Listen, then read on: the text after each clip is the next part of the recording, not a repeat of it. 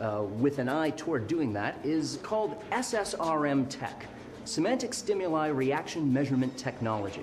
It's a set of techniques that was developed by a late Russian scientist named Igor Smirnov. Even after Smirnov died, some authorities in the West were still interested in trying to develop SSRM tech, because Smirnov promised that his techniques were better than a polygraph for being able to help identify what people's true thoughts were. For example, whether or not they were terrorist collaborators and whether they were planning attacks on the public. How can a machine distinguish a terrorist from a vacationing traveler? By testing a subject's involuntary response to subliminal messages. The idea is that every traveler will be tested before being cleared to board a plane. The way it works is that while waiting in the screening line, a traveler will step inside a small booth and be told to stare at a video screen. Seemingly innocent images will begin to appear. But embedded in those images are subliminal words like Osama bin Laden, World Trade Center, plastic bomb, explosion.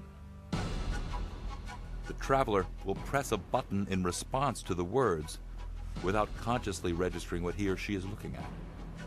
The idea is that the person's unconscious does recognize and process those words, and that they will affect, in a way that the subject doesn't realize, the responses he or she may then give. According to Smirnov, this was a way for being able to identify what that person really thought. The theory is that the terrorist's response to the scrambled words will differ from the innocent person's. The technologies that are coming along are going to have huge implications in both law enforcement and in military applications. But theoretically, the same technology that protects us could also be used against us.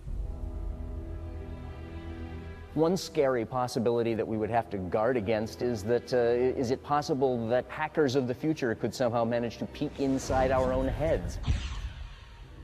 There may be reason to be concerned.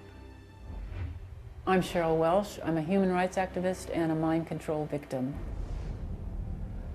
Starting in the 1960s, people began claiming they were victims of mind control. As recently as 2007, prestigious publications like the Washington Post investigated claims by a growing number of victims that the government is trying to control their minds. Cheryl is one of them. Cheryl believes she became a targeted individual, a TI, in the 1980s, when she walked into an Army recruiting office to see if she qualified for college tuition money. She decided not to enlist. And that's when she claims the strange mind control phenomena began. Basically, the hearing of the voices, the manipulation of all your electrical equipment, the clicks on the phone, the reading your thoughts, the reading your mind, seeing what you're seeing. Could Cheryl's claims and those of other TIs be true? And if so, how would the government be controlling their minds? Many of them, including Cheryl, point to electromagnetic and microwave mind control weaponry. Everybody agrees your mind is an electrochemical system. It works on electric signals, magnetic signals, and signals from the outside. They know this can mimic, disrupt, or interfere with signals in the body.